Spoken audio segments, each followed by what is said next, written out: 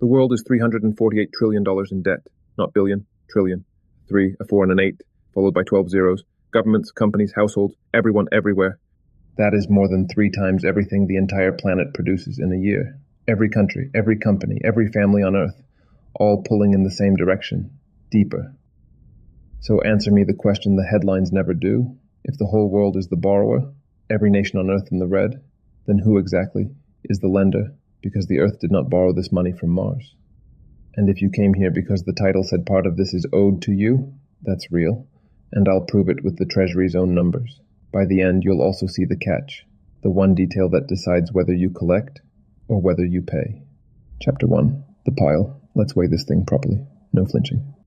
In 2025 alone, the world added $29 trillion of brand new debt, the fastest build-up since the pandemic. That works out to roughly $55 million of new debt every single minute.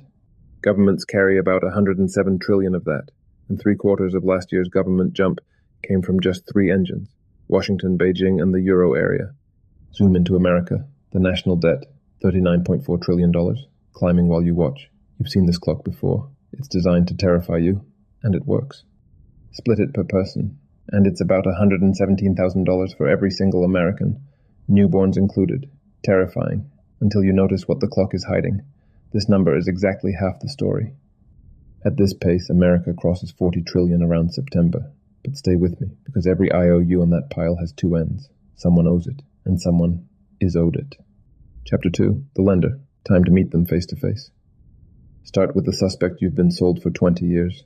China. The headlines say Beijing owns America's debt, that Washington dances on a Chinese string. The data says something much stranger. China actually holds $683 billion, under 2% of the total pile. That's 3rd place. And the number has been falling year after year, for over a decade. The real number 1 abroad is Japan, holding almost double China's stake.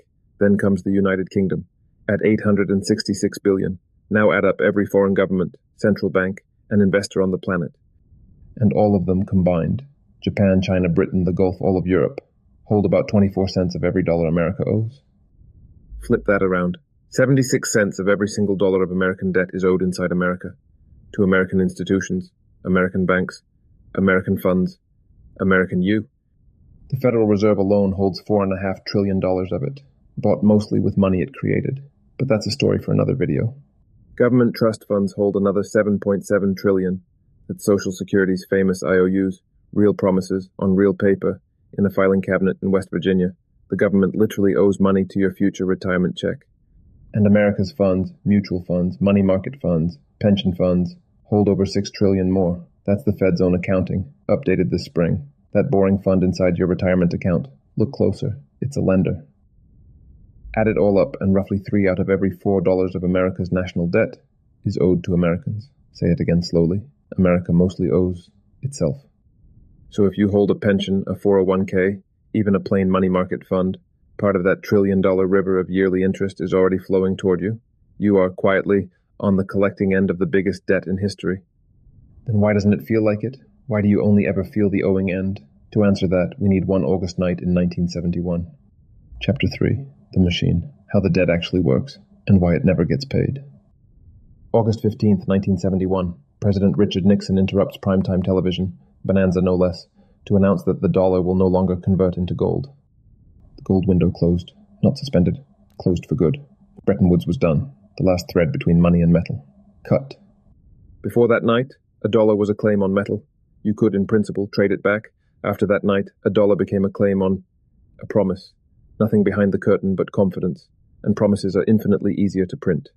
America's national debt at that moment, $398 billion, which sounds almost cute now. That's less than the Treasury auctions off in a single week today. Today, $39.4 trillion. That is 99 times bigger, inside one working lifetime. No war of survival, no asteroid, just the machine running. Measured against the economy, the debt found its floor in 1974, 24.6%. And it has climbed in almost every single year since, one direction for 50 years. But here's the part school never taught you. America does not actually pay this debt back. It never has, and it never plans to. Watch the machine run for 1 year. Last fiscal year, the Treasury refinanced $9.1 trillion of old, maturing debt, while raising just $1.9 trillion of genuinely new money. old cards, paid with new cards. That means 83% of all that borrowing was simply rolling old IOUs into fresh ones. Understand this one sentence, and you understand the whole machine. It's not a loan. It's a subscription.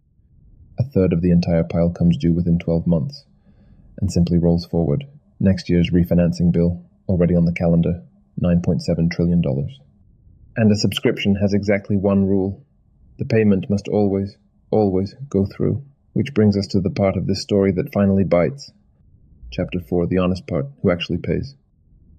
Because last year, for the first time in human history, America's yearly interest bill crossed $1 trillion. Not repayment, not principal, just the interest. That is more than the entire United States military budget, every aircraft carrier, every base, every soldier on the planet. The interest now outspends the Pentagon. Think about what that sentence means for a second. Put it in your own pocket. Of every tax dollar you send to Washington, about 19 cents turns straight around and walks out the door as interest. Roughly your first 10 weeks of tax payments each year, spoken for. And the official projection says this bill roughly doubles to $2.1 trillion a year within just 10 years, interest on interest, compounding against you. So is this the end? Take a breath. We have been here before. 1946. The war debt peaked at 106% of the economy, bigger than today. And for the record, we break that old record again in 2029. By 1974, that mountain was down to 23%. But not the way you were taught. Growth did less than half the work. Most of the fall came from budget surpluses, and, above all, from inflation running against interest rates pinned below it. Which means real returns on government bonds ran deeply negative, year after year after year. The debt was never repaid. It was quietly shrunk. The savers paid. So, who pays this time? Simple. Watch where the interest flows, and watch what happens to the money sitting underneath it. Follow last year's $1 trillion interest bill. Only about $282 billion of it left the country. Every other dollar flowed straight back home, to American funds, American retirees, American savers. And before anyone screams collapse, Japan has carried more than double America's debt load for 15 straight years. Total defaults, 0, because 90% of it is owed at home, and their own central bank holds over half.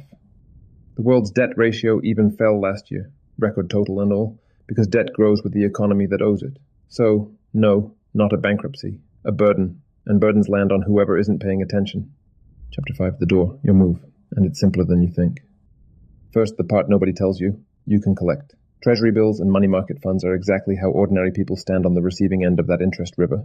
$3.4 trillion is sitting in money market funds doing it right now. Park $10,000 in T-bills, and the Treasury wires you the interest, on schedule, backed by the same rollover machine you just watched. Congratulations. You are officially the lender now. Case closed? Not quite. Here's the catch this entire story has been building to. History already showed you how governments really settle big debts, with smaller dollars. $100 of 1971 cash needs about $827 today, just to buy the same groceries. That is roughly 88% of its purchasing power. Gone. Same bill, same ink, 1/10 of the groceries. So yes, collect your yield. Genuinely do. Just read the fine print. If the machine erodes 3% underneath you while paying you 4%, you're sprinting on a treadmill.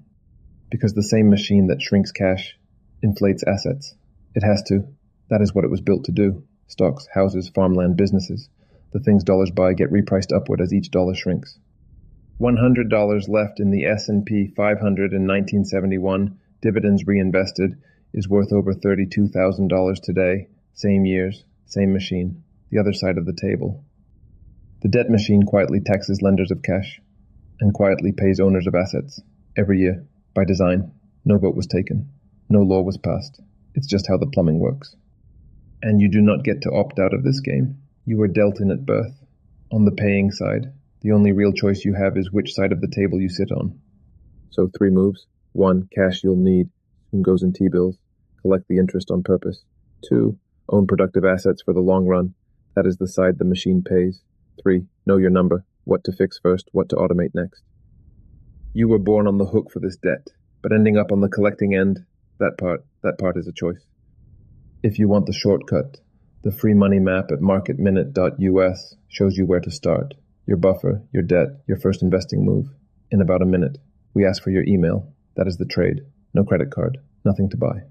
If this flipped the way you see that terrifying clock, subscribe. Because the next video shows how one generation got locked out of wealth, and the one door still open. See you on the other side of the table.